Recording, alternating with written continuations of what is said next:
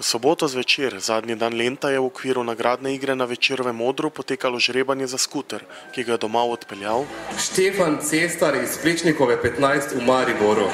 Koliko kuponov ste izpolnili in poslali? Ja, poslali smo 2 kupona, enega je žena izpolnila za sebe, enega pa za mene. Tako da smo 2 kupona poslala. Žena je bila tista, ko je izpolnila, jaz pa sem bil tisti, ko sem nesel na pošto pravzaprav.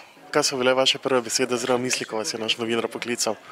Ja, jaz sem bil presenečen. Jaz sem mislil, da se kdo od prijateljev pa od kolegov heca, pa me malo vleče za nos, ampak sem bil res presenečen, tako da vam povem, od veselja. Veselje je tako, da nepopisno.